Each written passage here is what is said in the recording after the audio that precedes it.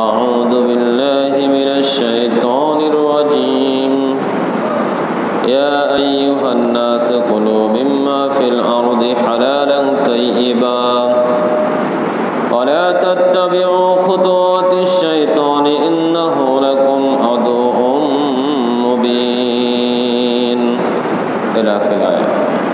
عن جابر رضي الله تعالى عنه قال قال رسول الله صلى الله عليه وسلم لا يدخل الجنة لحم نبت من السحت إلى آخر الحديث. উপস্থিত ঐতিহ্যবাহী বাগহাটা আল আকসা জামে মসজিদের সম্মানিত মুসল্লিবৃন্দ, জবানিকার অন্তরালে শ্রদ্ধাস্পদিনী স্নেহাশীল মা ও ভগ্নীগণ, আলোচনার শুরুতে সে মহান আল্লাহ তাআলা দরবারে লাখো কোটি শুকরিয়া আদায় করছি যে মহান আল্লাহ সুবহানাহু ওয়া তাআলা ঐতিহ্যবাহী আল আকসা জামে মসজিদে আমার মতো একজন নগণ্য এলেমের অর্জনকারী ব্যক্তিকে মিম্বরের পর দাঁড়িয়ে খুতবা প্রদান করার জন্য সুযোগ সৃষ্টি করে দিয়েছেন এবং অত্র দিনে আপনাদেরকে শ্রোতা হিসাবে কবুল করেছেন। সে আল্লাহ তাআলার দরবারে সিজদায়ে শুকর, সকলে বলে আলহামদুলিল্লাহ। দুরুদ ও সালাম রাসূলের প্রতি, যিনি আমাদের মাঝে পরিপূর্ণ একটি জীবন ব্যবস্থা রেখে গিয়েছেন, যে জীবন বিধান অনুকরণ করার জন্য আল্লাহ রাব্বুল আলামিন আমাদেরকে নির্দেশ প্রদান করেছেন। সে রাসূলের প্রতি অগণিত দুরুদ ও সালাম পেশ করি, সকলে বলি সাল্লাল্লাহু আলাইহি ওয়াসাল্লাম। সম্মানিত মুসল্লিবৃন্দ, আমি আপনাদের সম্মুখে সূরাতুল বাকারার 168 নম্বর আয়াত এবং রাসূল সাল্লাল্লাহু আলাইহি ওয়াসাল্লামের জবানি হতে আহমদ দারিমি মিশকাতের 2772 নম্বর হাদিসটি বর্ণনা করে শুনিয়েছি। তেলাওয়াতকৃত আয়াত ও বর্ণিত হাদিসকে কেন্দ্র করে আমি আমার আলোচনার বিষয় নির্ধারণ করেছি খাদ্য গ্রহণের মূলনীতি। বর্ণিত বিষয়ের প্রতি পবিত্র কোরআন ও সহিহ হাদিসের আলোকে আমার অতি ক্ষুদ্র বিদ্যায় এক জনকল্যাণকর সংক্ষিপ্ত আলোচনা রাখার চেষ্টা করব ইনশাআল্লাহ। সম্মানিত উপস্থিতি, আলোচনার বিষয় আপনারা অবগত হয়েছেন খাদ্য গ্রহণের মূলনীতি। দীর্ঘ সময় আলোচনা হবে, মসজিদের মুসল্লি হয়তোবা পূর্ণ হবে, এটাও আশা করি ইনশাআল্লাহ। তবে খুতবার শুরুতেই মুসল্লি থাকলে আলোচনা করতে, বলতে, শুনতে যতটা না ভালো লাগে, শেষের দিকে মুসল্লি আসলে ততটা ভালো লাগে না। আল্লাহ রাব্বুল আলামিন আমাদেরকে যথাসময়ের পূর্বে মসজিদগুলোতে হাজির হয়ে খুতবা শ্রবণ করার মতো মন মানসিকতা এবং তার আপন দয়া আমাদের উপরে অর্পণ করুক, সকলে বলে আল্লাহুম্মা আমিন। সম্মানিত উপস্থিতি, আলোচনার বিষয় খাদ্য গ্রহণের মূলনীতি। অতএব আমরা যে খাদ্য গ্রহণ করে থাকি, এই খাদ্যটা গ্রহণ করার জন্য একটা নীতিমালা রয়েছে, আল্লাহ প্রদত্ত, রাসূল সাল্লাল্লাহু আলাইহি ওয়াসাল্লাম প্রদর্শিত। এই নীতিমালা অনুকরণ করে আপনাকে আমাকে দুনিয়ার বুকে খাদ্য গ্রহণ করতে হবে, কারণ খাদ্যই হলো সব। আপনার খাদ্য যদি হালাল না হয়, আপনার খাদ্য যদি বৈধ না হয়, তাহলে আপনার ইবাদত বন্দিগি কোনো প্রকার কাজে আসবে না, এটাই চূড়ান্ত কথা। অতএব আপনাকে আমাকে ইবাদত কবুলের পূর্বে খাদ্য সম্পর্কে সঠিক ধারণা নিয়ে আসতে হবে। কারণ আপনি যদি সারা রাত ধরে কাবা ঘরের গিলাফ ধরে কাঁদেন, তবু আল্লাহর কোনো যায় আসে না যদি আপনার খাদ্যটা হালাল না হয়। অতএব খাদ্য সম্পর্কে আপনাকে আগে সম্যক জ্ঞান রাখতে হবে। ইবাদত কবুলের পূর্বে আপনার খাদ্য সম্পর্কে সঠিক ধারণা রাখতে হবে। এজন্য আমি আপনাদের সম্মুখে খাদ্য গ্রহণের মূলনীতি বিষয়টি উপস্থাপন করেছি। খাদ্য গ্রহণের মূলনীতির প্রথম নীতি হচ্ছে আপনাকে হালাল খাদ্য গ্রহণ করতে হবে, হারাম থেকে বিরত থাকতে হবে। এ বিষয়ে আল্লাহ রাব্বুল আলামিন সূরা বাকারার 168 নম্বর আয়াতে বলছেন, ইয়া আইয়ুহান নাসু কুলু মিম্মা ফিল আরদি হালালান তাইয়্যিবান ওয়া লা তাত্তাবিউ খুতুওয়াতিশ শাইতান ইন্নাহু লাকুম আদুউম মুবিন। আল্লাহ রাব্বুল আলামিন এখানে বলছেন, হে পৃথিবীর মানব জাতি, তোমরা পৃথিবী হতে তা হতে খাও যা তোমাদের জন্য হালাল এবং পবিত্র, হালালান তাইয়্যিবা, যা আমি আল্লাহ তোমাদের জন্য হালাল করেছি এবং যেটা আমি তোমাদের জন্য পবিত্র হিসাবে ঘোষণা করেছি। তোমরা পৃথিবী হতে, হে মানব জাতি, এখান থেকে খাদ্য গ্রহণ করো। তোমরা শয়তানের পদঙ্গ অনুসরণ করিও না, কেননা শয়তান তোমাদের প্রকাশ্য শত্রু। আল্লাহ রাব্বুল আলামিন এখান থেকে আমাদেরকে খাদ্য গ্রহণের মূলনীতি ঘোষণা করলেন। ঘোষণাটি হচ্ছে এই, দুনিয়ার মানুষ, দুনিয়াতে যা কিছু আছে সব কিছু খাও, আমি দুনিয়াতে যা কিছু দিয়েছি সব কিছু খাও, তবে এটুকু নির্ণয় করো সেটা হালাল কিনা পবিত্র কিনা। হালাল হলেই খাও, পবিত্র হলে খাও। শয়তান চায় তোমাদেরকে হারাম খাওয়াতে, অপবিত্র বস্তু ভক্ষণ করাতে। অতএব শয়তানের ওই পদঙ্ক তোমরা অনুসরণ করিও না। শয়তান তোমাদের শত্রু। কেমন শত্রু? প্রকাশ্য শত্রু। মানুষের শত্রু থাকতে পারে, গোপন শত্রু থাকতে পারে, তবে শয়তান মানুষের জন্য একজন এমন শত্রু যেটা প্রকাশ্য করা হয়েছে। একেবারে আল্লাহ বলে দিয়েছেন, শয়তান কখনো তোমাদের কল্যাণ চায় না, কল্যাণ চেতেও পারে না। শয়তান সব সময় তোমাদেরকে খারাপের দিকে নিয়ে যাবে, হারামের দিকে নিয়ে যাবে, অপবিত্র বস্তুর দিকে নিয়ে যাবে। হারামটা তোমাদের সামনে সুন্দর করে উপস্থাপন করবে, অপবিত্র বস্তুটা তোমাদের সামনে আকর্ষণীয় জৌলসপূর্ণভাবে শয়তান উপস্থাপন করবে, যাতে করে তোমরা আল্লাহর আদেশ ভুলে গিয়ে ওই হারামের ভিতরে পতিত হও, ওই অপবিত্র খাদ্যের ভিতরে পতিত হও। অতএব সম্মানিত উপস্থিতি, আমাদেরকে দুনিয়ার বুকে হালাল খাদ্য গ্রহণ করতে হবে, পবিত্র খাদ্য গ্রহণ করতে হবে। হালাল পবিত্র ছাড়া ইবাদত করে আল্লাহর দরবারে ইবাদত কবুলযোগ্য করা যাবে না। এ বিষয়ে আবু হুরায়রা রাদিয়াল্লাহু তাআলা আনহু বলেন, রাসূল সাল্লাল্লাহু আলাইহি ওয়াসাল্লাম বলেছেন, ইন্নাল্লাহা তাইয়্যিবুন লা ইয়াকবালু ইল্লা তাইয়্যিবান, নিশ্চয় আল্লাহ রাব্বুল আলামিন পবিত্র, লা ইয়াকবালু ইল্লা তাইয়্যিবান, এবং আল্লাহ রাব্বুল আলামিন পবিত্র বস্তু ছাড়া কোনো কিছু গ্রহণ করেন না। ওয়া আন্নাল্লাহা আমারাল মুমিনিনা বিমা আমারা বিহিল মুরসালিন, তিনি নবীগণকে যে নির্দেশ প্রদান করেছেন সেই একই নির্দেশ প্রদান করেছেন মুমিন মুসলিমদেরকেও। এ পর্যন্ত আপনি আবার বুঝুন।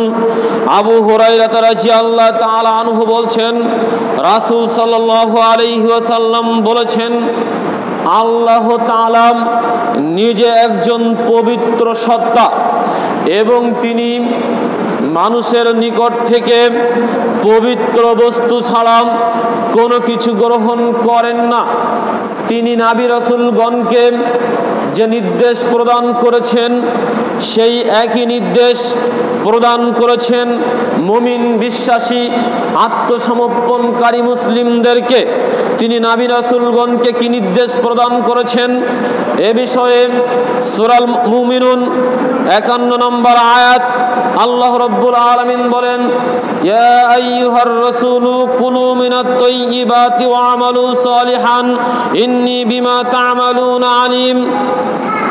আল্লাহ রাব্বুল আলামিন বলেন, হে রাসূলগণ, তোমরা হালাল বস্তু হতে খাদ্য গ্রহণ করো এবং তোমরা আমার ইবাদত করো। হে নবী রাসূলগণ, তোমরা দুনিয়া থেকে হালাল বস্তু হতে খাদ্য গ্রহণ করো, ওয়ামিলু সালিহান এবং সৎ আমলে সালে করো। জেনে রাখো ইন্নী বিমা তা'মালুনা আলিম, তোমরা যা কিছু করো না কেন সে বিষয়ে আমি আল্লাহ সব কিছু অবগত রয়েছি। একথা আল্লাহ বলেছেন সূরা মুমিনুন 51 নম্বর আয়াতে। অতএব আল্লাহ মুমিনগণকে নির্দেশ দিয়েছেন যে নির্দেশ, একই নির্দেশ নবী রাসূলগণকে দিয়েছেন। আর নবী রাসূলগণকে বলেছেন, ও নবী রাসূলগণ, তোমরা দুনিয়া হতে হালাল বস্তু হতে খাদ্য গ্রহণ করো। অতএব সেই একই নির্দেশ প্রত্যেকটি মুমিন নরনারী মুসলিম আত্মসমর্পণকারী ব্যক্তির জন্য। অতএব প্রত্যেকটি মুসলিম নরনারীকে হালাল খাদ্য হতে গ্রহণ করতে হবে। এ নির্দেশ আমাদের আল্লাহ দিয়েছেন। পূর্বের আয়াত বলেছি সূরা বাকারা 168 নম্বর আয়াত, এখন বললাম সূরা মুমিনুন 51 নম্বর আয়াত। এভাবে অহরহ আয়াত দিয়ে আল্লাহ রাব্বুল আলামিন মুমিনদেরকে হালাল খাদ্য গ্রহণ করার প্রতি নির্দেশ প্রদান করেছেন। এবার ওই যে আয়াত হাদিস বলছিলাম যে আল্লাহ নবীগণকে যে নির্দেশ দিয়েছেন একই নির্দেশ দিয়েছেন মুমিন মুসলিম নরনারীদেরকে।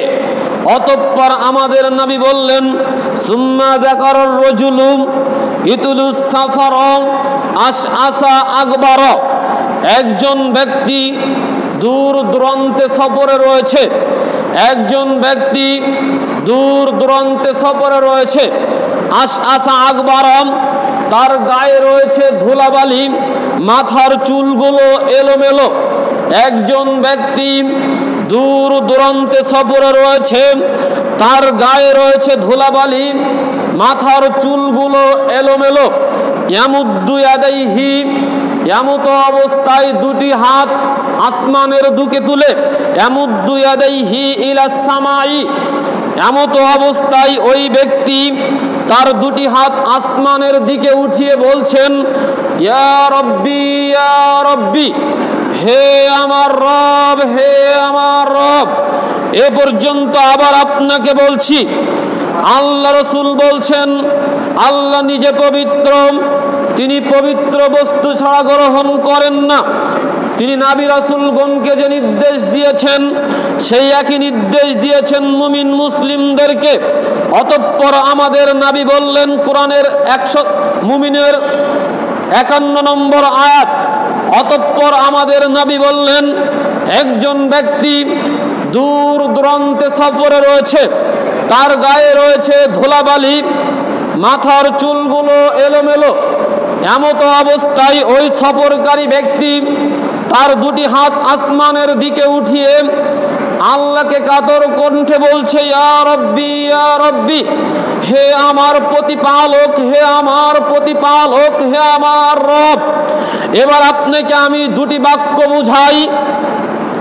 নবী মুহাম্মদ সাল্লাল্লাহু আলাইহি ওয়াসাল্লাম বলেছেন, পৃথিবীতে যদি তিনজন ব্যক্তি দোয়া করেন, তিনজন ব্যক্তি পৃথিবীতে দোয়া করবে, কবুল হবে আসমানে। তিনজন ব্যক্তি দোয়া করবে দুনিয়াতে, কবুল হবে আসমানে। অতএব তিনজন ব্যক্তি দোয়া করলেই কবুল হবে। আমাদের নবী বলছেন, তিনজন ব্যক্তির দোয়া পৃথিবীর কোনো বাধা আটকাতে পারে না। তিনজন ব্যক্তির দোয়া পৃথিবীর কোনো বাধা আটকাতে পারে না, একেবারে সরাসরি আল্লাহর দরবারে কবুল হয়ে যায়। তার একজন হচ্ছেন পিতামাতা যদি সন্তানের জন্য দোয়া করে, একজন হচ্ছেন মাজলুম যদি দোয়া করে, তার উপরে জুলুম করা হয়েছে ওই জুলুমকারীর বিরুদ্ধে যদি দোয়া করে, আর যদি মুসাফির দোয়া করে আল্লাহর কাছে সফরে থেকে।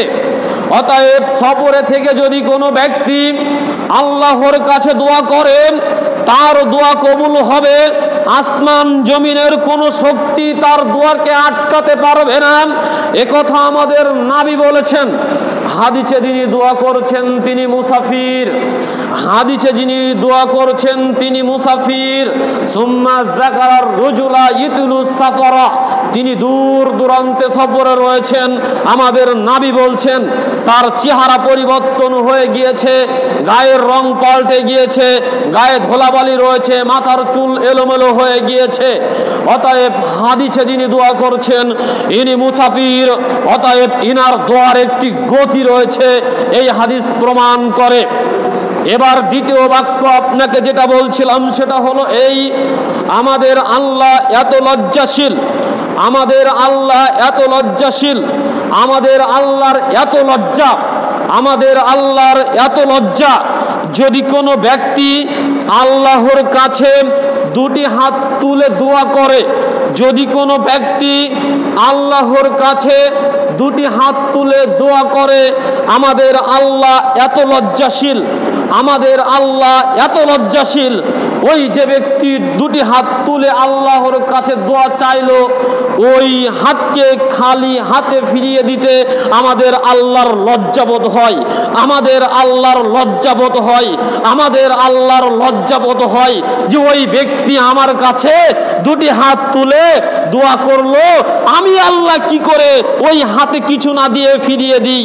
আমার কাছে ওই ব্যক্তি দুটি হাত তুলে দোয়া করেছে, আমার আল্লাহ, আমি আল্লাহ, আমার লজ্জায় বাঁধে ওই দুটি হাতকে আমি কিভাবে খালি হাতে ফিরিয়ে দিই। অতএব আমাদের আল্লাহ লজ্জার খাতিরে হলেও ওই হাতে কিছু না কিছু দেন, ওই হাতে কিছু না কিছু দেন। কেউ দুটি হাত তুললে ওই হাতকে আল্লাহ ফিরিয়ে দেন না, আমাদের আল্লাহ এত লজ্জাশীল, একথা আমাদের নবী বলেছেন। সুবহানাল্লাহ। সম্মানিত উপস্থিতি, হাদিসে যিনি দোয়া করছেন সুম্মা ইয়ামুদ্দু আলাইহি ইলা সামাই, তিনি তার দুটি হাত আসমানের দিকে উঠে দোয়া করছেন। হাদিসে যিনি দোয়া করছেন তিনি তার দুটি হাত আসমানের দিকে উঠিয়ে দোয়া করছেন, ইয়া রব্বি ইয়া রব্বি। অতএব দোয়া কবুল যাদের হয়, দোয়া কবুল যারা করলে হবে হবে হবেই, তাদের ভিতরে মুসাফির একজন। এই ব্যক্তি মুসাফির, ইনার দোয়ার ধরন হলো দুটি হাত আসমানের দিকে উঠিয়ে কাতর কণ্ঠে ইয়া রব্বি বলে বলছেন, হে আমার রব, আমি একজন মুসাফির মানুষ, আমি দূর দূরান্তে সফরে এসে আমার সহায় সম্পদ সব হারিয়ে ফেলেছি, আমি আজ বিপদগ্রস্ত, আমি আজ হতাশাগ্রস্ত, আমি আজ দিক বিদিক হারিয়ে ফেলেছি। আল্লাহ, তুমি তো রহমান, তুমি তো দয়াবান, তুমি তো মুসাফিরের দোয়া কবুল করো বলেছো, তুমি তো মুসাফিরের দোয়া কবুল করো বলেছো। তোমার কাছে দুটি হাত তুললে তুমি লজ্জাশীল, তুমি লজ্জা বোধ করো ওই হাতকে খালি হাতে ফিরিয়ে দিতে। আল্লাহ, মুসাফির অবস্থায় গায়ে ধুলাবালি নিয়ে মাথার চুলগুলো এলোমেলো দিকহারা হয়ে একমাত্র তোমার শরণাপন্ন হয়ে তোমার কাছে দুটি হাত তুলে আমি আল্লাহর কাছে দোয়া করছি, আমি একজন মুসাফির। আল্লাহ, আমি বড় বিপদে, তুমি আমার বিপদ থেকে রক্ষা করো, তুমি আমার বিপদ থেকে হেফাজত করো। এভাবে দোয়া করছেন। দুটা বৈশিষ্ট্য এই ব্যক্তির ভিতরে রয়েছে। অতঃপর আমাদের নবী বলছেন অমাতআমুহু হারামুন, তার খাদ্য হচ্ছে হারাম, অমাশরাবুহু হারামুন, তার পানি হচ্ছে হারাম, অমালবাসুহু হারামুন, তার পোশাকটি হচ্ছে হারাম, অগুজিয়া বিল হারামি, সে জীবিকা নির্বাহ করে হারাম পন্থায়। ফাআন্না ইস্তাজাবু লিযালিক, এবার তোমরা বলো কি করে এই হারামখোরের দোয়া আল্লাহ কবুল করতে পারে। মুসলিম মিশকাত হাদিস নম্বর 2760। বর্ণিত হাদিস পেশ করেন। আপনাদের সামনে যে কথা উপস্থাপন করার চেষ্টা করেছিলাম, দুনিয়ার বুকে মুসাফিরের দোয়া কবুল হবে এটা চূড়ান্ত, সরাসরি আসমানে কবুল হয়ে যায়।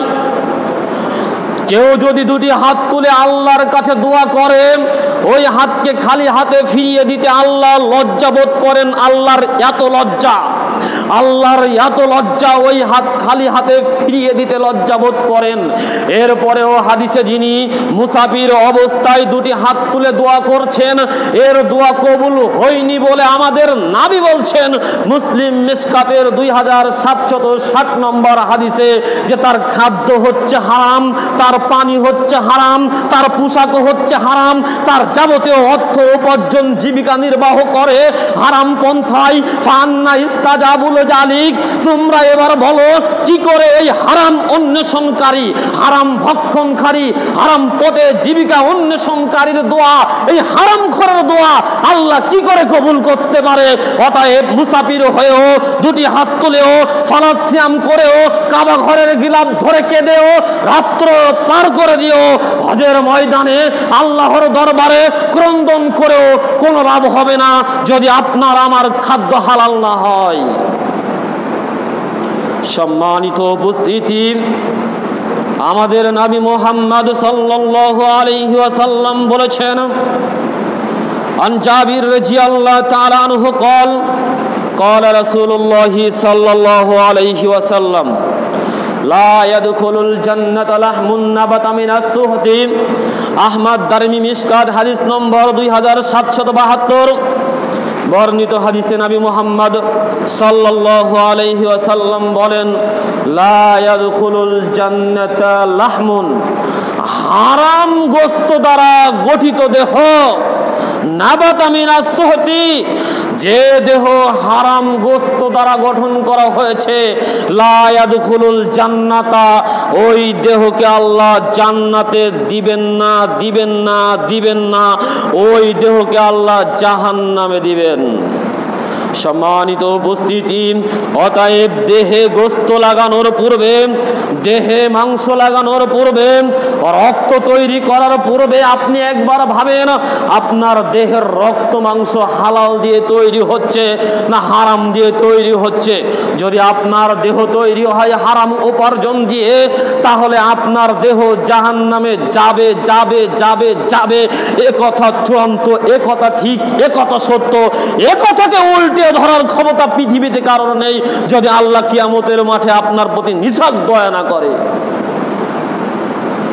সম্মানিত উপস্থিতি, আল্লাহ রাব্বুল আলামিন সূরা মুহাম্মাদের 12 নম্বর আয়াতে যারা হারাম খায় ওদেরকে মানুষ বলে আখ্যায়িত করেননি। যারা হারাম খায় তাদেরকে মানুষ বলে আখ্যায়িত করেননি। যদিও আপনার কাছে কথাটি শুনতে খারাপ লাগতে পারে, তবে আল্লাহ তো এভাবেই বলেছেন। আল্লাহ বলেছেন সূরা মুহাম্মাদের 12 নম্বর আয়াতে, ইন্নাল্লাহা ইদখিলুল্লাযীনা আমানু ওয়া আমিলুস সলিহাতি জান্নাতিন তাজরি মিন তাহতিহাল আনহার, নিশ্চয়ই আল্লাহর প্রতি যারা ঈমান এনেছে এবং যারা আমলে সালেহ করেছে তাদেরকে আল্লাহ রাব্বুল আলামিন এমন এক জান্নাতে প্রবেশ করাবেন যার নিচ দিয়ে প্রবাহমান রয়েছে নদী, ঝর্ণা, ধারা। সুবহানাল্লাহি ওয়া বিহামদিহি। অতএব যারা আল্লাহর প্রতি ঈমান এনেছে, আল্লাহ প্রদত্ত পবিত্র কোরআন এবং রাসূল সাল্লাল্লাহু আলাইহি ওয়াসাল্লাম প্রদর্শিত সেই সুন্নাহর উপরে যারা বিশ্বাস স্থাপন করে নিজেদের জীবনকে পরিচালনা করেছে, তাদের জন্য আমাদের আল্লাহ সুসংবাদ দিয়ে বলেছেন, আমি তাদেরকে এমন একটি জান্নাতে প্রবেশ করাবো যে জান্নাতের নিচ দিয়ে আমি প্রবাহমান ঝর্ণাধারা রেখেছি। অতঃপর আল্লাহ সতর্ক করে বলছেন, আল্লাযীনা কাফারু ইয়াতামাত্তাউনা ওয়া ইয়াকুলুনা আল-আনআমু কামা তাকুলুল আনআমু ওয়ান নারু মাসওয়াল লাহুম। পক্ষান্তরে যারা আমার এই বিধানকে অস্বীকার করেছে, যারা দুনিয়ার বুকে মত্ত মাতলামে রয়েছে, ভোগ বিলাসে রয়েছে, আরাম আয়েশে রয়েছে, যারা খাদ্য গ্রহণ করে চতুষ্পর জন্তুর মতো, অতএব হালাল হারাম বিচার বিবেচনা করে না, যারা হালাল হারামের বিচার বিবেচনা না করে চতুষ্পর জন্তুর মতো খাদ্য গ্রহণ করে, তাদের জন্য ওয়ান্নারু মাসওয়াল্লাহুম, জাহান্নামী তাদের ঠিকানা, এটাই তাদের বাসস্থান। একথা আল্লাহ বলেছেন সূরা মুহাম্মাদের 12 নম্বর আয়াতে। অতএব যারা দুনিয়ার বুকে হালাল হারামকে বিচার বিবেচনা করে না, যারা হারাম থেকে বিরত থাকে না, যারা পবিত্র খাদ্য গ্রহণ করে না, ওই পশু যেমন সামনে যা পায় তেমনি খেয়ে নেয়, ওই পশু যেমন সামনে যা পায় তেমনি খেয়ে নেয়, ওর সামনে যেমন কোনো নিষেধ বলে শব্দ নেই, কোনটা নিষেধ কোনটা নিষেধ না ওই পশু যেমন বোঝে না, ঠিক অনুরূপভাবে যারা দুনিয়ার বুকে হালাল এবং হারামকে তোয়াক্কা না করে সামনে যাই আসে তাই খেয়ে নেয়, আল্লাহ ওদেরকে মানুষ বলে স্বীকৃতি দেননি, ওরা চতুষ্পর জন্তু বলে আল্লাহ রাব্বুল আলামিন স্বীকৃতি দিয়েছেন। সম্মানিত উপস্থিতি, আমাদের নবী মুহাম্মদ সাল্লাল্লাহু আলাইহি ওয়াসাল্লাম আমাদেরকে হালাল খাওয়ার জন্য অনুপ্রেরণা দিয়ে গিয়েছেন, হারাম থেকে বিরত থাকার জন্য নির্দেশ প্রদান করে গিয়েছেন। আমি শুধু একটা কথা বলবো, নবী করিম সাল্লাল্লাহু আলাইহি ওয়াসাল্লামের সাহাবীগণ হারাম থেকে কিভাবে বাঁচার চেষ্টা করতেন। বুখারী মুসলিম মিশকাতের 2786 নম্বর হাদিসে মা আয়েশা রাদিয়াল্লাহু তাআলা আনহা বর্ণনা করে বলেছেন যে আমার পিতার একজন গোলাম ছিল, কৃতদাস ছিল। ওই গোলাম যা কিছু উপার্জন করতেন তা হতে আমার পিতা আবু বকর রাদিয়াল্লাহু তাআলা আনহু খেতেন। একদা ওই গোলাম কিছু খাদ্য নিয়ে আসলেন, এনে আমার পিতা আবু বকর রাদিয়াল্লাহু তাআলা আনহুকে দিলেন, আমার পিতা তা হতে খেলেন। এবার গোলাম বললেন, ও আবু বকর রাদিয়াল্লাহু তাআলা আনহু, আমি যা আপনাকে খাদ্যটা দিলাম আপনি খেয়ে নিলেন, তবে তো জিজ্ঞাসা করলেন না আমি এই খাদ্যটা কিভাবে উপার্জন করেছি। তা আবু বকর রাদিয়াল্লাহু তাআলা আনহু বলছেন, বলো তুমি কিভাবে এই খাদ্যটা উপার্জন করেছো। তা উনি বলছেন যে দেখেন, আমি জাহেলির যুগে গণকের কাজ করতাম, অথচ আমি গণকই বুঝতাম না, আমি মানুষকে ঠকিয়ে খেতাম। তো ও সময়ে একজনের গণকি করেছিলাম, কিছু টাকা পাওনা ছিল, আজকে তার সাথে দেখা হয়ে গিয়েছে, তাই ওই পাওনা বাবদ আমাকে এই খাদ্যটি দিয়েছে, আমি ওটা নিয়ে এসে আপনাকে দিয়েছি। আবু বকর রাদিয়াল্লাহু তাআলা আনহু জানতেন গণকি হারাম, গণকি দিয়ে উপার্জন করাটাও হারাম। যদিও আজকের দিনে আপনি জানেন না গণকি হারাম, গণকি দিয়ে উপার্জন করাটাও হারাম, তাই তো আপনি গণকের কাছে যান, আপনি আপনার হাতটা দেখান, আপনি আপনার ভাগ্য যাচাই করেন। এভাবে কত ভাগ্য যে আপনি যাচাই করতে পারেন, আপনি আজও বুঝলেন না গণকি করা হারাম, গণকের কাছে যাওয়া হারাম, গণকের কাছে গিয়ে কোনো কিছু জিজ্ঞাসা করলে তার ইবাদত কবুল হবে না 40 দিন, একথা নবী বলেছেন। এখনো পর্যন্ত আপনি জানলেন না, আপনি আহলে হাদিস, আপনি এখনো গণকে বিশ্বাস করেন, আপনি গণকের কাছে যান। সম্মানিত উপস্থিতি, বলছিলাম আবু বকর রাদিয়াল্লাহু তাআলা আনহু জানতেন গণকি হারাম, তা দ্বারা উপার্জন হারাম। যখনই এ কথা শুনলেন যে গণকি দ্বারা উপার্জন অর্থ আমার পেটে গিয়েছে, আবু বকর রাদিয়াল্লাহু তাআলা আনহু আর 1 সেকেন্ড দেরি করলেন না, নিজের আঙ্গুলটা এই মুখের ভিতরে ঢুকিয়ে দিলেন, নিজের আঙ্গুলটা মুখের ভিতরে ঢুকিয়ে দিয়ে পেটের ভিতরে যত খাদ্য ছিল সব বমি করে দিলেন, পেটের ভিতরে যত খাদ্য ছিল সব বমি করে দিলেন। অতঃপর তিনি মুক্ত হলেন ওই হারাম থেকে। সম্মানিত উপস্থিতি, এই হাদিসটি আপনার সামনে পেশ করলাম, বুখারী মুসলিম মিশকাতের হাদিস 2786 নম্বর হাদিস। এই হাদিস পেশ করে আপনাকে বলতে চাচ্ছিলাম, দেখেন রাসূলের সাহাবাগণ হারামকে বেঁচে থাকার জন্য কত চেষ্টা করতেন। যখনই জেনেছেন যে আমার পেটে এটা হারাম গিয়েছে, তখনই নিজের আঙ্গুল ঢুকিয়ে দিয়ে পেটের ভিতর থেকে যা কিছু রয়েছে সব কিছু বের করে দিয়েছেন। এবার বলুন তো দেখি, যদি আপনি আমি হতাম কি করতাম, বা আপনি আমি বর্তমানে এখন হই, যদি জানি যে আমি হারাম খেয়ে ফেলেছি, আর খুব বড় ইমানদার আপনি আমি, তবে জেনেছি যে হারাম খেয়েছি, তা কি করতাম? হয়তো এটুকু আফসোস করতাম যে যাক খেয়ে ফেলেছি, আল্লাহ তুমি মাফ করো, ভবিষ্যতে আর খাবো না, আল্লাহ ভুল হয়েছে, এটুকু অনুশোচনা করে হয়তো থেমে যেতাম, কিন্তু নিজে ভ্রমণ করে দিতাম, এ নজির দৃষ্টি স্থাপন করতাম না। কিন্তু রাসূলের সাহাবাগণ এটা বিশ্বাস করতেন না যে আমার পেটের ভিতরে হারাম থাকতে পারে, আমার পেটের ভিতরে হারাম থাকবে, আর সেই হারাম দিয়ে আমার দেহে রক্ত মাংস গঠন হবে, এটা কখনোই হতে পারে না। তাই তারা সর্বদা হারাম থেকে বিরত থাকার চেষ্টা করতেন। সম্মানিত উপস্থিতি, আলোচনা করছিলাম খাদ্য গ্রহণের মূলনীতি। খাদ্য গ্রহণের মূলনীতি হচ্ছে আপনাকে হালাল খাদ্য গ্রহণ করতে হবে, হারাম থেকে বিরত থাকতে হবে। এ বিষয়ে বিস্তারিত অনেক আলোচনা রয়েছে, তবে আপনার সামনে আরো কিছু গুরুত্বপূর্ণ নীতি বলতে চাচ্ছি। খাদ্য গ্রহণের আরো কিছু গুরুত্বপূর্ণ নীতি বলতে চাচ্ছি, যে নীতিকে আপনি আমি বর্তমান সময়ে তোয়াক্কা করি না, যে নীতিকে আপনি আমি কোনো প্রকার ভ্যালু করি না, যাকে বলে মূল্যায়নই করি না, অথচ খাদ্য গ্রহণের সময়ে এই নীতিটাকে আপনাকে ফলো করতে হবে। যেমন খাদ্য গ্রহণের একটি উল্লেখযোগ্য নীতি হচ্ছে, আপনি যখন খাদ্য পানি গ্রহণ করবেন তখন বসে খাদ্য গ্রহণ করবেন, বসে খাদ্য পানি গ্রহণ করবেন। কেননা আনাস রাদিয়াল্লাহু তাআলা আনহু হতে বর্ণিত, নবী সাল্লাল্লাহু আলাইহি ওয়াসাল্লাম বলেছেন, আন্নাহু নাহা আইয়াশরাবার রাজুলু কাঈমান। নবী করিম সাল্লাল্লাহু আলাইহি ওয়াসাল্লাম দাঁড়িয়ে পানি পান করতে নিষেধ করেছেন।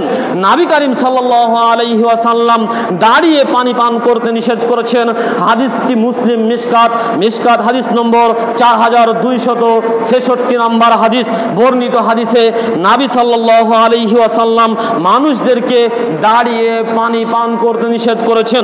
অপর এক হাদিসে আবু হুরায়রা রাদিয়াল্লাহু তাআলা আনহু বলেন, নবী সাল্লাল্লাহু আলাইহি ওয়াসাল্লাম বলেছেন, লা ইয়াশরাবুন্না আহাদুম মিনকুম কাঈমান ফামান নাসিয়া মিনকুম ফালয়াস্তাকি।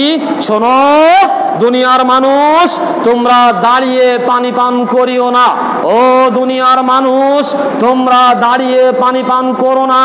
যদি তোমাদের ভিতরে কেউ ভুলবশত দাঁড়িয়ে পানি পান করে বসে, যদি তোমাদের ভিতরে কেউ ভুলবশত দাঁড়িয়ে পানি পান করে বসে, তাহলে সেজন্য বমি করে দেয় সাথে সাথে। হাদিসটি মুসলিম মিশকাত হাদিস নম্বর 4267। বর্ণিত হাদিস দিয়ে রাসূল সাল্লাল্লাহু আলাইহি ওয়াসাল্লাম দাঁড়িয়ে পানি পান করতে নিষেধ করেছেন। এমনকি ভুল করে যদি কেউ দাঁড়িয়ে পানি পান করে, তাহলে তাকে সাথে সাথে বমি করে দিতে বলেছেন। এটাই ফতোয়া।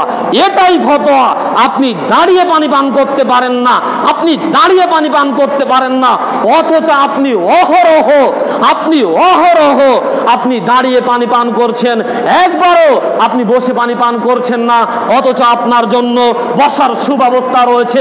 আপনি এত যে একটা স্ট্যান্ডার্ড পরিবারের মানুষ, বসে পান করলে আপনার সম্মানের হানি হয়, তাই আপনি দাঁড়িয়ে পান করছেন। রাসূলের হাদিসকে অপমান করে, রাসূলের সিদ্ধান্তকে কটাক্ষ করে, রাসূলের সিদ্ধান্তকে বুড়ি আঙ্গুল দেখিয়ে আবার আপনি নিজেকে মুসলিম বলে দাবি করেন, আপনি আবার নিজেকে আহলে হাদিস বলে দাবি করেন। কি করে হতে পারে? সম্মানিত উপস্থিতি,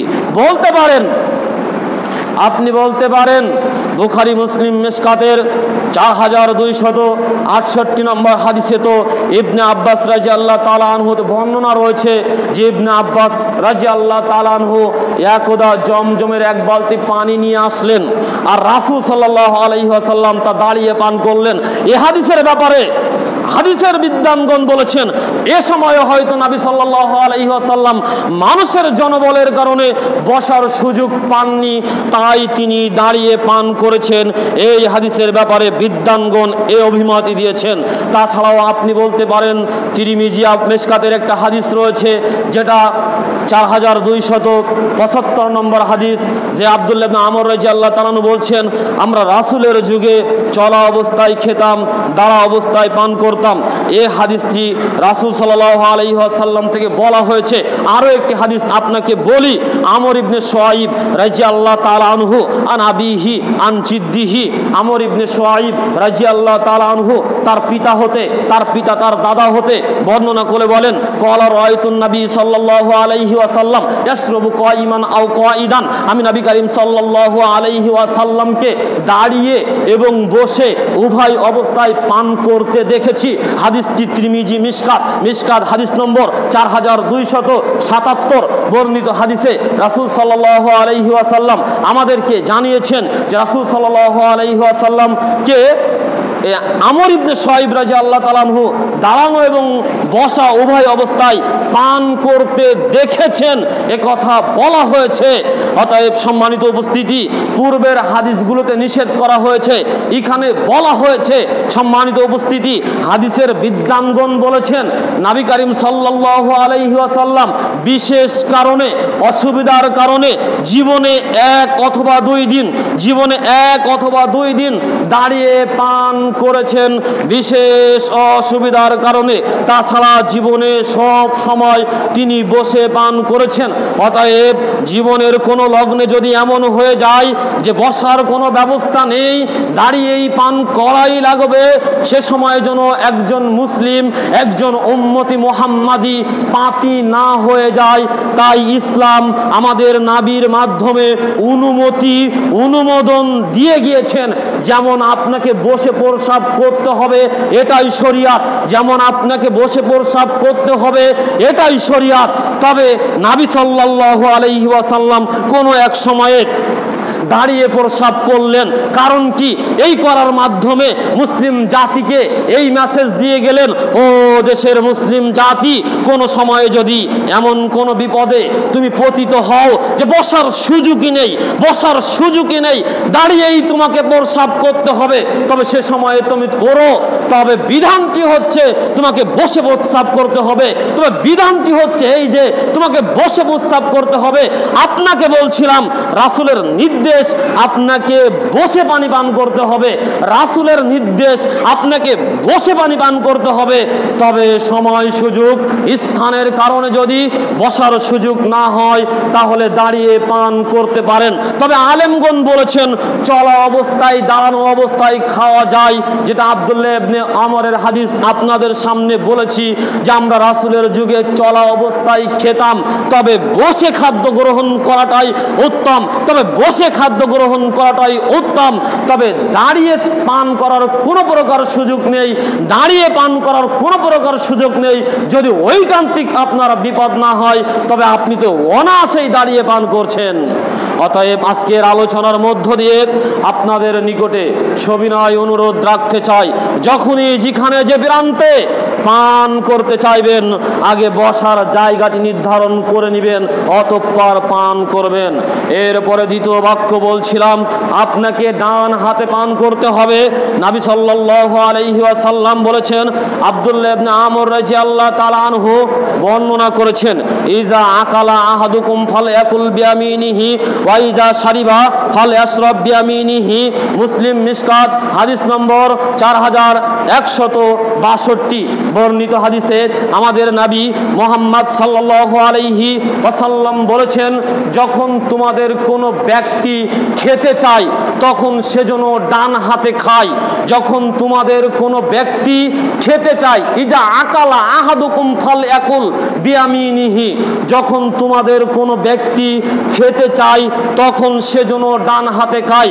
ওয়াইজা শারিবা ফালয়াশরাব বিয়ামিনিহি, যখন তোমাদের কোনো ব্যক্তি পানি পান করতে চায় তখন সেজন্য ডান হাতে পান করে। এই হাদিস দিয়ে নবী মুহাম্মদ সাল্লাল্লাহু আলাইহি ওয়াসাল্লাম আপনাকে ডান হাতে খাদ্য গ্রহণ করার কথা বলেছেন, ডান হাতে পানি পান করার কথা বলেছেন। অপর এক হাদিসে আব্দুল্লাহ ইবনে আমর রাদিয়াল্লাহু তাআলা আনহু বলেন, লা ইয়াকুলান্না আহাদুম মিনকুম কাইম, লা ইয়াকুলান্না আহাদুম বিশিমালিহি ওয়া লা ইয়াশরাবান্না বিহা। ও দুনিয়ার মানুষ, তোমরা যখন খাদ্য গ্রহণ করবে বাম হাতে খাদ্য গ্রহণ করবে না। ও দুনিয়ার মানুষ, তোমরা যখন পানি পান করবে বাম হাতে পানি পান করবে না। এ কথা আমাদের নবী বলেছেন। কেন করবে না? ফাইন্না শাইতানা ইয়াকুলু বিশিমালিহি ওয়া ইয়াশরাবু বিহা। কেননা শয়তান যখন খায় তখন বাম হাতে খায়, শয়তান যখন পান করে বাম হাতে পান করে। হাদিসটি মুসলিম মিশকাত হাদিস নম্বর 4163 বর্ণিত হাদিসে আমাদের নবী বলেছেন, দুনিয়ার মানুষ যখন তোমরা খাবে ডান হাতে খাবে, বাম হাতে খাবে না। দুনিয়ার মানুষ যখন তোমরা পান করবে ডান হাতে পান করবে, বাম হাতে পান করবে না। কেননা শয়তান খায় বাম হাতে, শয়তান পান করে বাম হাতে।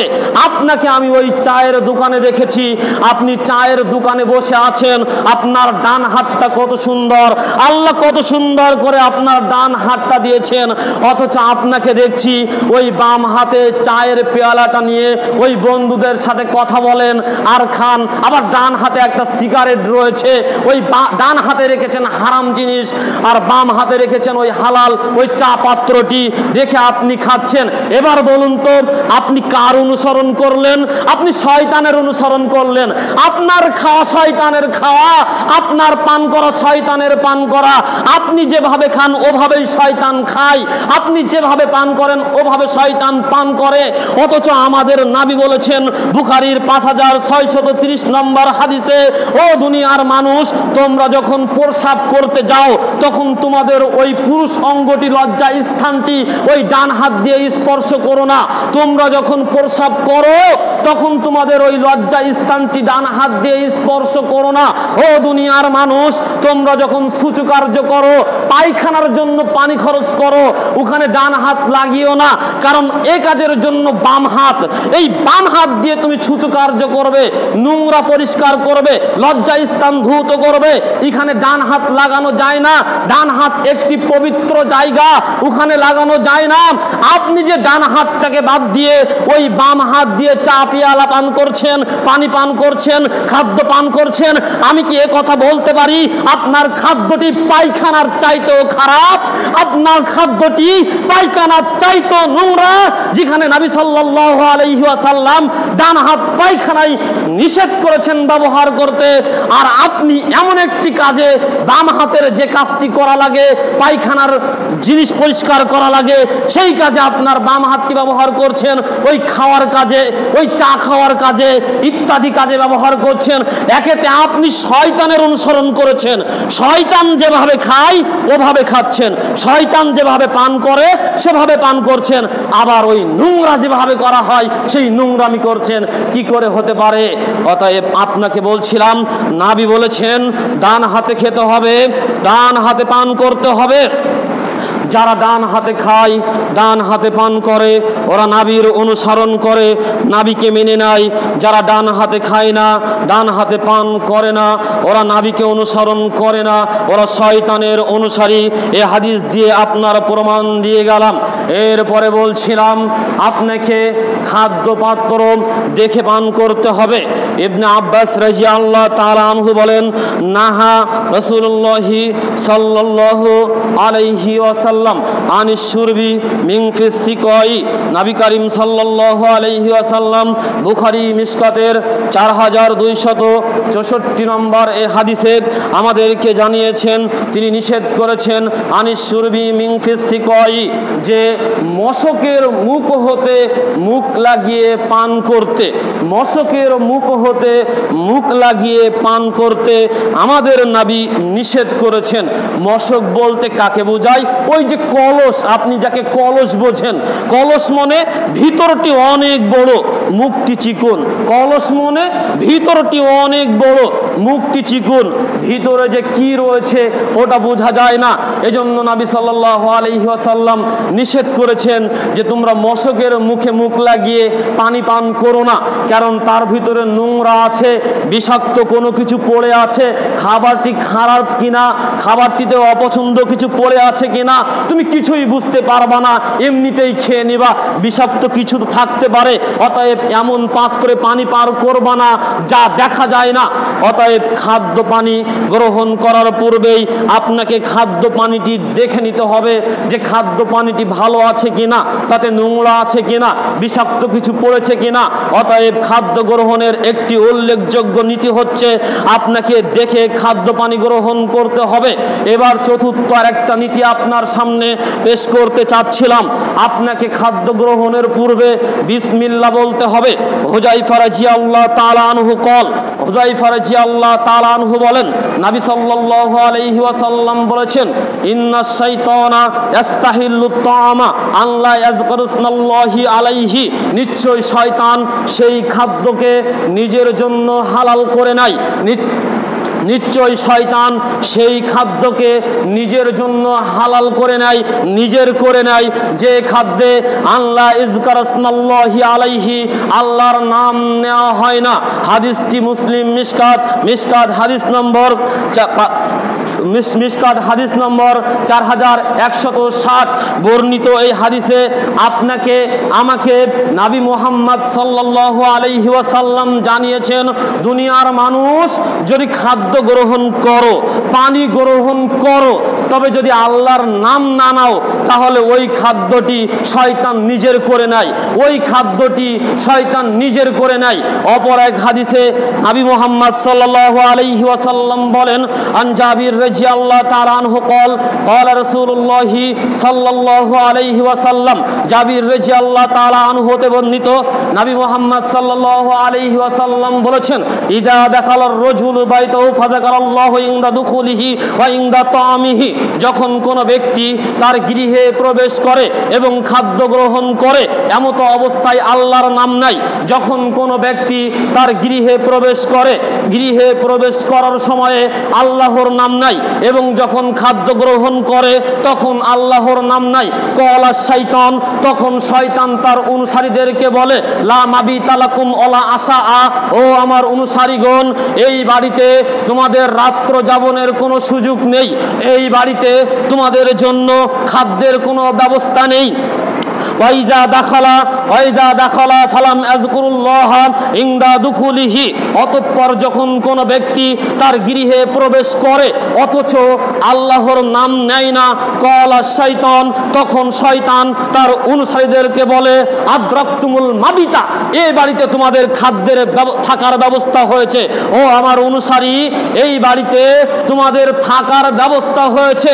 ওয়াইল্লাম আযকুরুল্লাহ ইনদা তাআমিহি, আর যখন কোনো ব্যক্তি তার খাদ্য গ্রহণ করে অথচ আল্লাহর নাম নেয় না, কলা শয়তান, শয়তান তখন তার অনুসারীদেরকে বলে, আদ্রাকতুমুল মাবিতা ওয়াল আশা, ও আমার অনুসারী, এই বাড়িতে তোমাদের রাত্র যাপনের থাকার ব্যবস্থা হয়েছে এবং তোমাদের জন্য খাদ্য খাবারেরও সুযোগ হয়েছে। এই বাড়িতে তোমাদের থাকাও রয়েছে, এই বাড়িতে তোমাদের খাওয়াও রয়েছে। মুসলিম মিশকাতের 4161 নম্বর হাদিসে নবী মুহাম্মদ সাল্লাল্লাহু আলাইহি ওয়াসাল্লাম আমাদেরকে জানিয়েছেন। বর্ণিত ওই হাদিস দুটি পেশ করে আপনাদের সামনে আমি যে কথা বলতে চাচ্ছিলাম, যদি আপনি খাদ্য গ্রহণ করেন, আল্লাহর নাম না নেন, তাহলে ওই খাদ্য শয়তান খায়, তাহলে ওই খাদ্য শয়তান খায়। যখন আপনি খাদ্য গ্রহণ করলেন, আল্লাহর নাম নিলেন না, তখন আপনি খাচ্ছেন, আপনার সাথে শয়তানও খায়, আপনি খাচ্ছেন, আপনার সাথে শয়তানও খায়। এবার আপনি বলেন, আপনি শয়তানের সাথে খেতে বসে কি করে খাদ্যের বরকত আশা করতে পারেন? আপনি শয়তানের সাথে খেতে বসে কি করে খাদ্যের বরকত আশা করতে পারেন? আপনার খাদ্যের এক সাইডে শয়তান, আপনার খাদ্যের এক সাইডে আপনি, আপনার পানিপাত্রের এক সাইডে শয়তান, আপনার পানিপাত্রের এক সাইডে আপনি, দুইজন একই পাত্রে একই জায়গায় ঠোঁট লাগিয়ে খাদ্য পানি গ্রহণ করছেন আর আল্লাহর কাছে বরকতের দোয়া করছেন। কি করে বরকত হতে পারে? বরকত হবেই না, এটাই চূড়ান্ত। অতএব বলছিলাম, খাদ্য পানি গ্রহণের পূর্বেই আপনাকে আল্লাহর নাম বিসমিল্লাহ নিতেই হবে, তাহলে তা না হলে আপনার খাদ্য শয়তান নিয়ে খেয়ে নিবে। সম্মানিত উপস্থিতি, এরপরে যে বিষয়টি বলতে চাচ্ছিলাম সেটা হচ্ছে এই খাদ্য যখন খাবেন তখন যদি পানি হয় তাহলে 3 নিঃশ্বাসে খাবেন। যেমন এ বিষয়ে আনাস রাদিয়াল্লাহু তাআলা আনহু কানা রাসূলুল্লাহ সাল্লাল্লাহু আলাইহি ওয়াসাল্লাম, আনাস রাদিয়াল্লাহু তাআলা আনহু হতে বর্ণিত নবী করিম সাল্লাল্লাহু আলাইহি ওয়াসাল্লাম হতে বর্ণনা করেছেন ইয়াতানাফাসু ফিশ শারাবি সালাসান, নবী করিম সাল্লাল্লাহু আলাইহি ওয়াসাল্লাম 3 নিঃশ্বাসে পানি পান করতেন।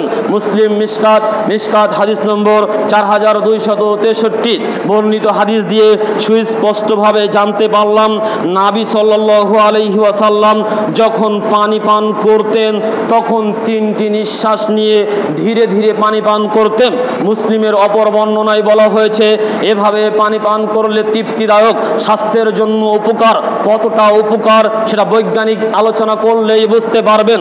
তবে আপনাকে বলতে চাচ্ছিলাম 3 নিঃশ্বাসে পানি পান করতে হবে। এমনকি খাদ্য পাত্রের ভিতরে আপনি নিঃশ্বাস ফেলতে পারবেন না, খাদ্য পাত্রে আপনি ফু দিতে পারবেন না। এ বিষয়ে ইবনে আব্বাস রাদিয়াল্লাহু তাআলা আনহু বলেন নাহা রাসূলুল্লাহ সাল্লাল্লাহু আলাইহি ওয়াসাল্লাম, নবী সাল্লাল্লাহু আলাইহি ওয়াসাল্লাম নিষেধ করেছেন আন ইয়াতানাফাসু ফিল ইনাই আও ইনফাকা ফিহি, নবী সাল্লাল্লাহু আলাইহি ওয়াসাল্লাম খাদ্য পানি পাত্রের ভিতরে নিঃশ্বাস ফেলতে, খাদ্য পানি পাত্রের ভিতরে নিঃশ্বাস ফেলতে এবং তার ভিতরে ফু দিতে নবী সাল্লাল্লাহু আলাইহি ওয়াসাল্লাম নিষেধ করেছেন। তিরমিজি মিশকাত হাদিস নম্বর 4277 বর্ণিত হাদিস দিয়ে আমি জানতে পারলাম খাদ্য পাত্রের ভিতরে আপনি নিঃশ্বাস ফেলতে পারবেন না এবং তার ভিতরে আপনি ফু দিতে পারবেন না। অপর এক হাদিসে আবু সাঈদ খুদরি রাদিয়াল্লাহু তাআলা আনহু বলেন নাহা রাসূলুল্লাহ সাল্লাল্লাহু আলাইহি ওয়াসাল্লাম আনিশ শুরবি মিন সুলমাতিল কদাহি, নবী সাল্লাল্লাহু আলাইহি ওয়াসাল্লাম আমাদেরকে নিষেধ করেছেন ছিদ্রযুক্ত পেয়ালার ছিদ্র হতে পানি পান করতে, ওয়ান ইনফাকা ফিশ শারাবি এবং খাদ্য পাত্রের ভিতরে পানি পাত্রের ভিতরে ফু দিতে আমাদেরকে নিষেধ করেছেন। আবু দাউদ মিশকাত হাদিস নম্বর 4280 বর্ণিত হাদিসগুলো পেশ করে আপনাকে বলতে চাচ্ছিলাম যখন আমি খাদ্য পানি পান করব তখন যদি পানি হয় তাহলে 3 নিঃশ্বাসে ধীরে ধীরে পান করব।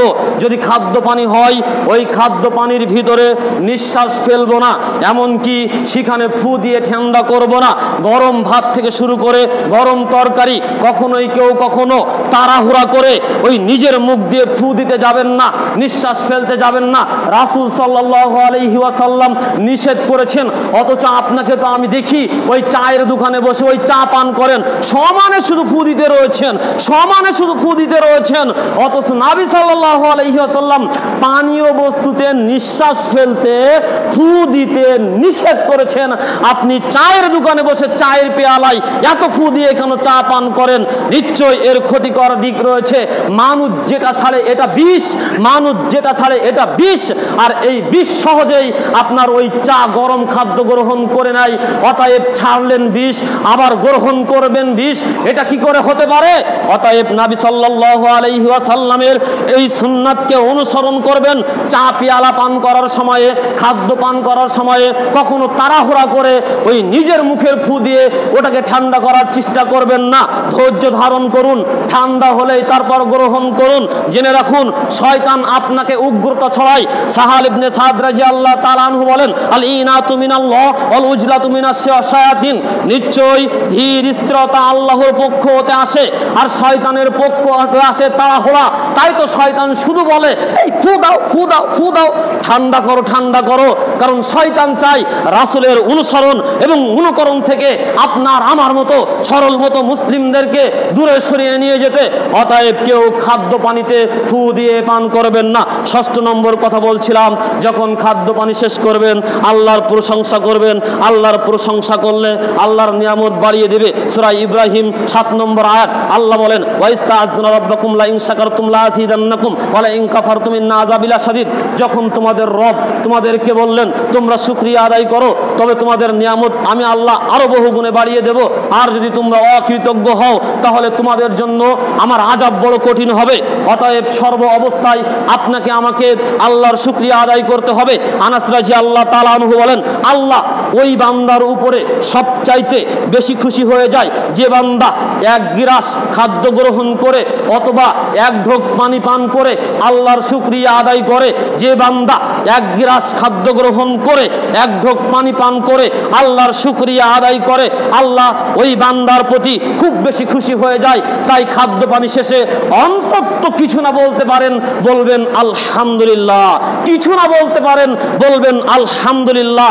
অনেক দোয়া রয়েছে, এগুলো বলতে পারেন, সময় এখন নেই, তবে সংক্ষিপ্ত বাক্য আপনাকে শিখিয়ে গেলাম। আপনি বলবেন আলহামদুলিল্লাহ। খাদ্য গ্রহণের আরো কিছু বিশেষ মূলনীতি রয়েছে। খাদ্য যখন গ্রহণ করবেন বাড়ির সকলেই একসাথে গ্রহণ করবেন। একজন লোক রাসূল সাল্লাল্লাহু আলাইহি ওয়াসাল্লামকে বললেন, এ নবী, আমরা খাদ্য গ্রহণ করি কিন্তু তৃপ্তি হয় না। নবী সাল্লাল্লাহু আলাইহি ওয়াসাল্লাম বললেন, নিশ্চয়ই তোমরা পৃথক পৃথকভাবে খাদ্য গ্রহণ করো। তিনি বললেন, জি, আমরা পৃথক পৃথকভাবে খাদ্য গ্রহণ করি। নবী বললেন, তোমরা একত্রে খাদ্য গ্রহণ করবে, আল্লাহর নাম নেবে, তোমাদের খাদ্যে বরকত নাজিল হবে। সুবহানাল্লাহ। অতএব যখন খাদ্য গ্রহণ করবেন তখন একত্রে খাদ্য গ্রহণ করবেন, কাজের লোককে নিয়ে খাদ্য গ্রহণ করবেন। নবী সাল্লাল্লাহু আলাইহি ওয়াসাল্লাম বলেছেন, তোমাদের সামনে যখন কোনো কাজের লোক ওই খাদ্য পরিবেশনকারী খাদ্য নিয়ে আসে, তোমরা তাকে সাথে নিয়ে খাদ্য গ্রহণ করো। যদি পরিবেশের কারণে সাথে নেওয়ার সুযোগ না হয় তাহলে ওই খাদ্য হতে কিছু খাদ্য তাকে দিয়ে দাও, কেননা সে এর জন্য কষ্ট করেছে এবং আগুনের তাপ সহ্য করেছে। অথচ বর্তমান সময়ে আপনার আমার বাড়ির কাজের লোক সাথে নেওয়া তো দূরের কথা, ওই হাড়ির শেষ তলানো অংশ পর্যন্ত পায় না। অথচ নবী সাল্লাল্লাহু আলাইহি ওয়াসাল্লাম পরিবার সহ কাজের লোককে সাথে নিয়ে খাদ্য গ্রহণ করার কথা বলেছেন। নবী সাল্লাল্লাহু আলাইহি ওয়াসাল্লাম বলেছেন, যখন তোমরা খাদ্য গ্রহণ করবে আঙ্গুলগুলো চেটে চেটে খাবে, প্লেটটা চেটে চেটে খাবে। ওই যে কাঁসার প্লেট, ওই যে টিনের প্লেট, ওই যে মেলামাইন প্লেট, ওই যে গিলাস, ওটা তোমার জন্য দোয়া করে, ওটা তোমার জন্য দোয়া করে। নুবাইশা রাদিয়াল্লাহু তাআলা আনহু বলেন, নবী সাল্লাল্লাহু আলাইহি ওয়াসাল্লাম বলেছেন, যখন কোনো ব্যক্তি খাদ্য খায় অতঃপর তার প্লেট খাদ্য পাত্র চেটে পরিষ্কার করে নিয়ে খায়, তখন ওই প্লেটটি, ওই টিনের প্লেট, ওই স্টিলের প্লেট, ওই মেলামাইন প্লেট, ওই কাঁসার প্লেট, ওই গিলাস আপনার জন্য দোয়া করে। যাকে আপনি জড় পদার্থ বলছেন, ও আল্লাহকে বলে, ও আল্লাহ, তুমি এই ব্যক্তিকে জাহান্নাম থেকে বাঁচাও যেভাবে আমাকে ও শয়তান থেকে বাঁচিয়েছে। সুবহানাল্লাহ। অতএব খাদ্য পাত্র খাওয়ার শেষে চেটে পরিষ্কার করে খাবেন। সংক্ষিপ্ত আলোচনা দিয়ে আজকের আলোচনা এখানে শেষ করলাম। সম্মানিত উপস্থিতি, আপনাদের মাঝে আলোচনা করছিলাম খাদ্য গ্রহণের মূলনীতি। খাদ্য গ্রহণের মূলনীতি হচ্ছে আপনাকে হালাল খেতে হবে, হারাম থেকে বিরত থাকতে হবে। আপনাকে খাদ্য খাওয়ার সময়ে বসে খেতে হবে, ডান হাতে খেতে হবে, দেখে খেতে হবে, বিসমিল্লাহ খেতে হবে। পানীয় হলে 3 নিঃশ্বাসে খেতে হবে। খাদ্যের ভিতরে ফু এবং নিঃশ্বাস দেওয়া যাবে না। খাওয়ার শেষে আলহামদুলিল্লাহ বলবেন। মানুষ যখন খেতে বসবেন একত্রে বসবেন, কাজের লোককে একসাথে নিয়ে বসবেন এবং খাদ্যপত্র শেষে চেটে পরিষ্কার করে খাবেন। আল্লাহ রাব্বুল আলামিন সংক্ষিপ্ত আকারে এই মূল নীতিগুলো অনুসরণ করে আপনার আমার খাদ্য গ্রহণ করার তৌফিক দান করুক। সকলে বলে আল্লাহুম্মা আমিন। সম্মানিত উপস্থিতি, এ পর্যায়ে 2 মিনিট আপনাদের সামনে কথা বলবো ইনশাআল্লাহ। আমার নাম হাফেজ আরাফাত বিন আহসান, আমার বাসা সাতক্ষীরা। ইতিপূর্বে বহুদিন পূর্বে, প্রায় 3 বছর পূর্বে আপনাদের পার্শ্ববর্তী এক মসজিদে আমি এসেছিলাম এই সাইফুল ভাইয়ের মাধ্যমে। আজকেও আল্লাহর রহমতে তার মাধ্যমে আপনাদের মাঝে এসে আমার মতো সামান্য নগণ্য একটা জ্ঞানী দিনের খাদেম কিছু কথা বলার সুযোগ করতে পেরেছি। এই জন্য আল্লাহ শুকরিয়া। সাথে সাথে সাইফুল্লাহ ভাইয়ের জন্য যাজায়ে খয়ের কামনা করছি। আল্লাহ তুমি তাকে উত্তম যাজায়ে খয়ের পুরস্কার করো, আল্লাহুম্মা আমিন। এবার আপনাদের সামনে যে কথা বলছিলাম, আমি একজন সামান্য মানুষ। আমি অনেক কষ্ট করে 1 বছর দিন রাত পরিশ্রম করে একটা বই লিপিবদ্ধ করেছি, যে বইটার উপরে আপনাদের উপরে আলোচনা করলাম খাদ্য গ্রহণের মূলনীতি। এই বইটি 176 পৃষ্ঠা, 105 থেকে 6টি পয়েন্ট দিয়ে আমি বইটা নিয়ে এসেছি। এই বইটার ভিতরে হালাল খাদ্য, হারাম খাদ্য, হালাল খাদ্য অন্বেষণের উপায়। আমরা অনেক সময় জিজ্ঞাসা করি যে কোন খাদ্যগুলো হালাল, কোন খাদ্যগুলো হারাম, এটা খাওয়া যাবে কিনা, ওটা খাওয়া যাবে কিনা, বহু প্রশ্নের সম্মুখীন হতে হয়। বিস্তারিত কোন খাদ্য আমাদের জন্য হালাল, কোন খাদ্য আমাদের জন্য হারাম, কিভাবে পশু শিকার করবেন, পশু শিকার করলে কুকুরে কামড়ালে কোনো পশু খাওয়া যায় কিনা, এভাবে ইত্যাদি খাদ্য গ্রহণের বিশেষ অনেক নীতি, কয়েকটা নীতি আপনাদের সামনে আলোচনা করেছি। 106টা পয়েন্ট দিয়ে এই বইটা আমি ছাপিয়েছি। মেহমানদারি কিভাবে করবেন, কিভাবে খাদ্য পরিবেশন করবেন, খাদ্য কিভাবে হারাম হতে পারে, খাদ্যের বরকত কিভাবে হতে পারে, কিভাবে দোয়া করলে ঋণ যদি ওই আকার চুমকি হয় তবু আপনি সেই ঋণ পরিশোধ করতে পারবেন, কিভাবে আপনার খাদ্যের বরকত আসতে পারে। এক কথায় খাদ্যের উপরে এক বিস্তারিত আলোচনা আমার জানা মতে বাংলা ভাষাভাষী খাদ্যের উপরে অদ্বিতীয় এক বই আমার জানা মতে আব্দুল্লাহ বিন আব্দুর রাজ্জাক ভাইয়ের একটা বই রয়েছে রিজিক, যেখানে শুধু রুজি সম্পর্কে লেখা রয়েছে যে রুজি কিভাবে অন্বেষণ করবেন। আর আমার বইটি হচ্ছে খাদ্য কিভাবে অন্বেষণ করবেন, খাদ্য কোনটা হালাল কোনটা হারাম, কিভাবে খাদ্য খাবেন, কিভাবে খাদ্য থেকে বিরত থাকবেন, কিভাবে খাদ্য গ্রহণ করলে আপনার হালাল হতে পারে, কোন মাধ্যম অবলম্বন করলে আপনার খাদ্য হারাম হয়ে যেতে পারে। এক কথায় খাদ্যর উপরে বিস্তারিত একটা আলোচনা করা হয়েছে। এটা আপনার আমার জন্য অতীব একটি গুরুত্বপূর্ণ বই। 176 পেজের বই, নির্ধারিত মূল্য 130 টাকা। অত্যন্ত সুন্দর মলাট কভার পেজ দেওয়া হয়েছে, প্রত্যেকটি হাদিসের 4-5টা করে রেফারেন্স উল্লেখ করা হয়েছে। এভাবেই আমি আপনাদের সামনে একটি বই নিয়ে এসেছি। অল্প কিছু বই আছে, আমি সবিনয় অনুরোধ রাখবো আপনি কিনুন, আপনি একজনকে গিফট করুন। এই বইটি পড়ে যদি একটা নীতি সম্পর্কে জানতে পারে, একটা হালাল খাদ্য যদি অন্বেষণ করতে পারে, একটা হারাম থেকে যদি বিরত থাকতে পারে, একটা খাদ্য গ্রহণের শিষ্টাচার যদি জানতে পারে, আপনি যাকে গিফট করেছেন তার সাদকায়ে জারিয়া আপনি পাবেন। আপনাদের জন্য আমি নিজে লেখক হিসাবে এই বইটির দাম 130 টাকার জায়গায় 100 টাকা করে গ্রহণ করব। যদি আপনারা চান, মা বোনরা উপরে রয়েছেন, কিভাবে খাদ্য গ্রহণ করবেন, কিভাবে খাদ্য করলে রান্না বান্না করলে খাদ্য বরকত আসতে পারে, এক বিস্তারিত আলোচনা করা হয়েছে এই বইটির উপরে। আপনাদের কাছে সবিনয় অনুরোধ রাখলাম আপনারা 100 টাকাকে মূল্যায়ন না করে বইটিকে মূল্যায়ন করে নিজের জন্য নিন, অন্য এক বন্ধুকে উপহার দেওয়ার জন্য বইটি গ্রহণ করুন। অল্প কিছু বই রয়েছে, 100 টাকা করে আপনারা গ্রহণ করবেন, এ দাবি এবং দোয়া রেখে আজকের দিনের সংক্ষিপ্ত খুতবা এখানে শেষ করছি। আকাউলি হাযা আস্তাগফিরুল্লাহ লাকুম।